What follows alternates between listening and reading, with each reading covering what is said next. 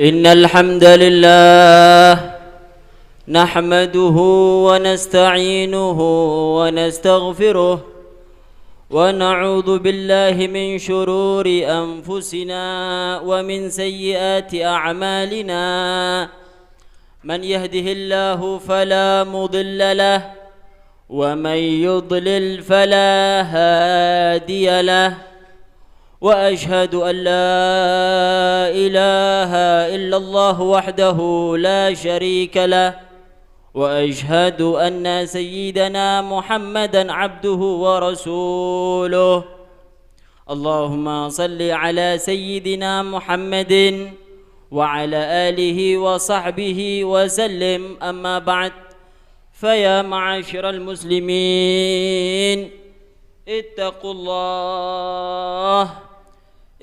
الله حق تقاته ولا تموتن إلا وأنتم مسلمون تقوى إله العالمين فإنها عز وحرز في الدنا والمرجع فيها غنى الدارين فاستمسك بها والزم تنل ما تشتهيه وتدعي عليك بتقوى الله في السر والعلن وقلبك نظفه من الرجس والدرن وخالف هوى النفس التي ليس قصدها سوى الجمع للدار التي حشوها المحن. Ibadallah, dari atas mimbar yang penuh barakah ini, khatib mewasiatkan kepada dirinya khususnya dan kepada para hadirin pada umumnya untuk selalu bertakwa kepada Allah Subhanahu wa taala. Takwa dalam artian menjalankan perintah Allah dan menjauhi larangan-larangannya. Karena dengan takwalah seseorang akan mendapatkan kebahagiaan di dunia maupun di akhirat nantinya. Amin ya rabbal alamin. Ibadallah, adalah birrul walidain, berbakti kepada orang tua, salah satu pondasi utama sebab seseorang mendapatkan kesejahteraan hidup di dunia dan di akhirat. Adalah birrul walidain, berbakti kepada orang tua, salah satu perintah Allah Subhanahu wa taala yang langsung Allah gandeng dengan perintah untuk taat dan selalu bersyukur kepadanya. Adalah birrul walidain, berbakti kepada orang tua yang menentukan di mana seorang hamba tersebut akan hidup selama-lamanya di surga ataupun di neraka. Sebagaimana Rasulullah sallallahu alaihi wasallam bersabda kepada seorang sahabat yang bertanya tentang hak orang tua, maka beliau bersabda, huma jannatuk wa naruk. Keduanya adalah penentu surga dan nerakamu. Hadis riwayat Ibnu Majah. Di dalam Al-Quran, Allah Subhanahu wa ta'ala menyandingkan perintah bersyukur kepadanya dengan perintah bersyukur kepada orang tua. A'udzu billahi minasyaitonir rajim. Anishkur li wa liwalidaik. Bersyukurlah kepadaku dan kepada orang tuamu.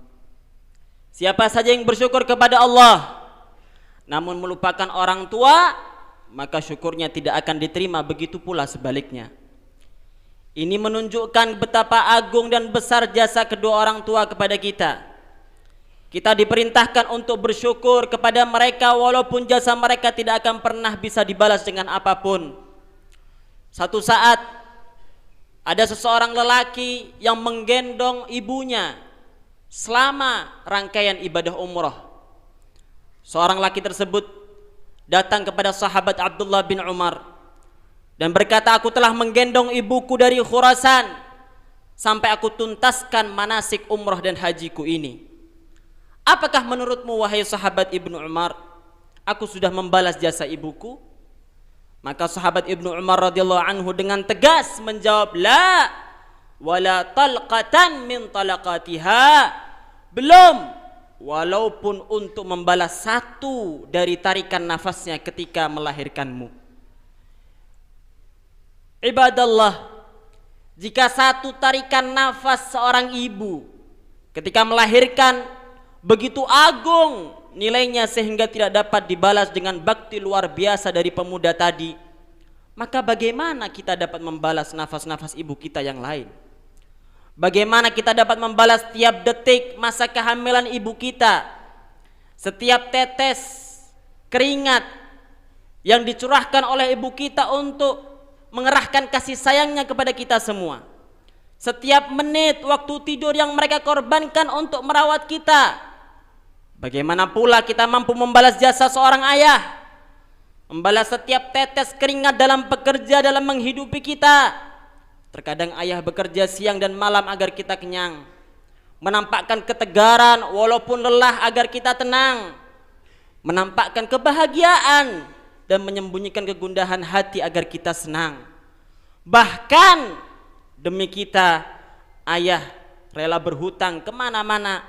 Bagaimana kita dapat membalas kasih sayang mereka yang tidak terbatas?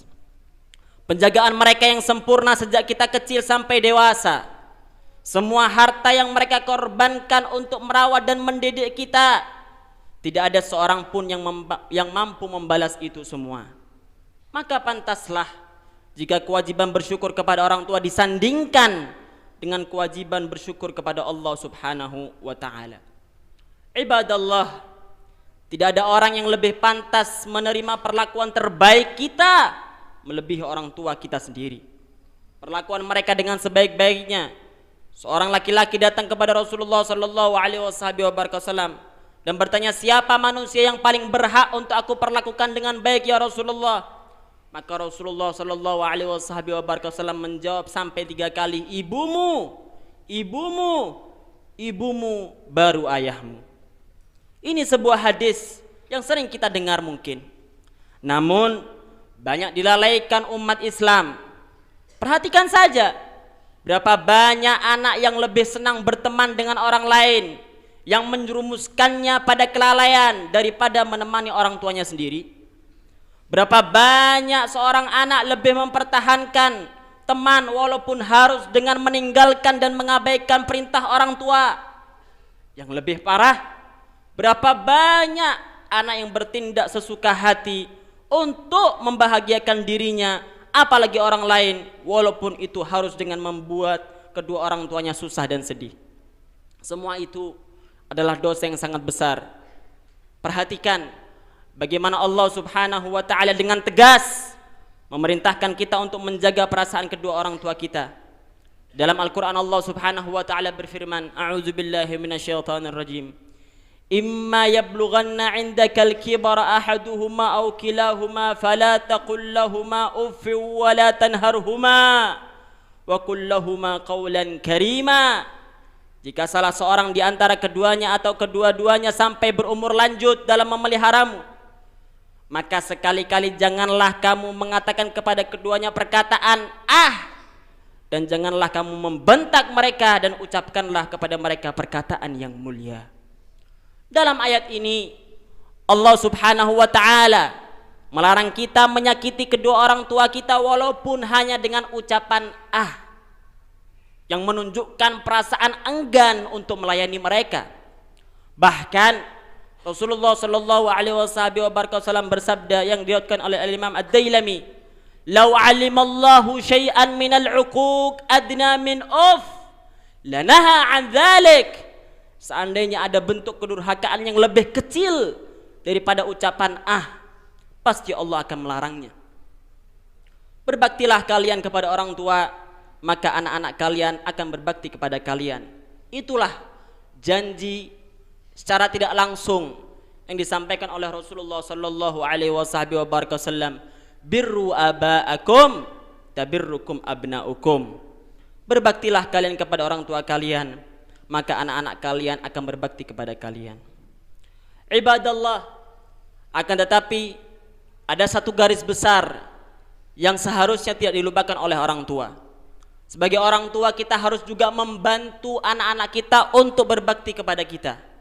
Rasulullah sallallahu alaihi wasallam bersabda, rahimallahu imra'an a'ana waladahu ala birrih.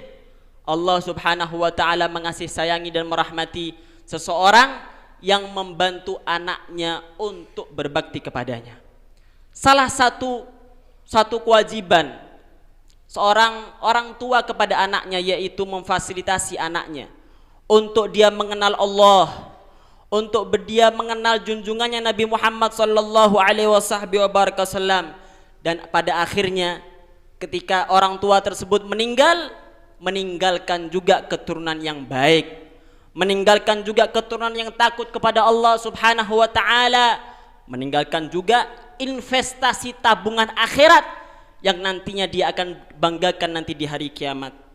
Itulah janji Allah Subhanahu wa taala dalam Al-Qur'an. Walladzina amanu wattaba'athum dzurriyyatuhum biimanin alhaqna bihim dzurriyyatahum wama alatnahum min amalihim min syai'. Dan orang-orang yang beriman dan diikuti oleh keturunannya dengan iman, maka kami akan susulkan keturunannya bersama mereka nanti di surga, dan amal-amal mereka tidak kami buang sedikit apapun amalan itu. Kullu mri'in bima kasaba rahin. Akan tapi jangan sampai jadi sebaliknya, kita tinggalkan keturunan kita dengan sesuatu ataupun hal-hal yang bisa menjauhkan daripada Allah Subhanahu wa taala, bahkan bisa menerobos larangan-larangan Allah Subhanahu wa taala. Harta duniawi itulah warisan syaitan, warisan yang tidak dikehendaki oleh Rasulullah sallallahu alaihi wasallam. Warisan yang terbaik bukanlah dunia dengan gemerlapannya. Warisan orang tua bagi keturunan yang baik bukanlah rumah yang megah bertingkat-tingkat. Warisan terbaik seorang orang tua kepada keturunannya bukan kendaraan yang mewah dan banyak, akan tapi warisan yang sesungguhnya adalah ilmu agama, syariat Islam, bagaimana keturunan tersebut menjaga salatnya, bagaimana keturunan dia dan anak-anaknya menjaga sunnah-sunnah Nabi Muhammad dan akhlak-akhlak Nabi Muhammad sallallahu alaihi wasallam. Akan tapi pada sayangnya kebanyakan daripada kita belum menyadari akan itu semua, hingga Allah Subhanahu wa taala menggambarkan sebuah generasi, sebuah keturunan yang ditinggalkan oleh orang tuanya yang tidak mengajari kepada mereka ilmu-ilmu agama dan syariat Islam. Fa khalafa min ba'dihim khalfun adaa'us salata wattaba'us syahawat fasawfa yalqawna ghayya. Dan akhirnya mereka meninggalkan sebuah generasi keturunan yang menyanyiakan salat dan selalu menuruti hawa nafsunya, dan pada akhirnya mereka akan menemui sebuah celaka. Maka bagi Anda yang kedua orang tuanya masih hidup, dan begitu juga bagi Anda yang berperan sebagai orang tua, mari sama-sama kita meniti jalan menuju ridhonya Allah, menuju ridhonya Rasulullah sallallahu alaihi wasallam, dan pada akhirnya kita bisa bersama-sama dengan keturunan kita, dengan orang tua kita di surganya Allah Subhanahu wa taala. Amin. Amin ya rabbal alamin. Barakallahu li wa lakum fil Qur'anil azim wa nafa'ani wa iyyakum bima fihi minal ayati wa dzikril hakim wa taqabbala minni wa minkum tilawatahu innahu huwas samiul alim. Aqulu qawli hadha wa astaghfirullahal azim li wa lakum wa li sa'iril muslimin fastaghfiruhu min kulli dhanb innahu huwal ghafurur rahim.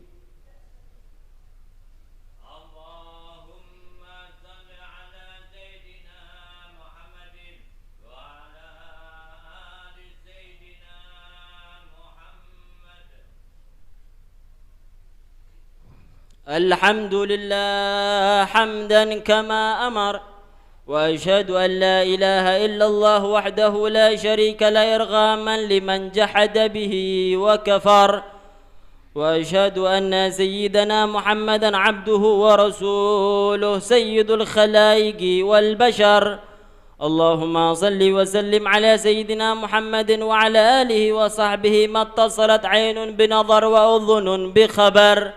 أما بعد فيا معاشر المسلمين اتقوا الله تعالى وذروا الفواحش ما ظهر منها وما بطن وحافظوا على الطاعة وحضور الجمعة والجماعة واعلموا أن الله أمركم بأمر بدأ فيه بنفسه وثنى بملائكة قدسه فقال تعالى: ولم يزل قائلا عليما: إن الله وملائكته يصلون على النبي يا أيها الذين آمنوا صلوا عليه وسلموا تسليما.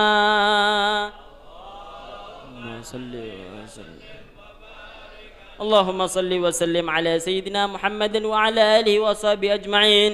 اللهم وارض عن الخلفاء الراشدين الذين قضوا بالحق وكانوا به يعدلون، ساداتنا أبي بكر وعمر وعثمان وعلي، وعن سائر أصحاب نبيك أجمعين، وعن التابعين ومن تبعهم بإحسان إلى يوم الدين. اللهم أعز الإسلام والمسلمين وأعلي كلمتك إلى يوم الدين. اللهم انصر من نصر الدين واخذل من خذل المسلمين. اللهم اهلك اليهود والنصارى والكفرة والمشركين. اللهم آمنا في دورنا واصلح ولاة أمورنا، واجعل الأمة ولايتنا في من خافك واتقاك. اللهم ادفع عنا الغلاء والوباء والربا والزنا والزلازل والمحن وسوء الفتن ما ظهر منها وما بطن عن بلدنا هذا خاصة، وعن سائر بلاد المسلمين عامة يا رب العالمين. اللهم اغفر للمسلمين والمسلمات والمؤمنين والمؤمنات الأحياء منهم والأموات برحمتك يا أرحم الراحمين. معاشر المسلمين، إن الله يأمر بالعدل والإحسان وإيتاء ذي القربى وينهى عن الفحشاء والمنكر والبغي يعظكم لعلكم تذكرون. فاذكروا الله العظيم يذكركم، واشكروا على نعمه يزدكم، واسألوا من فضل يعطكم، ولذكر الله أعز وأجل.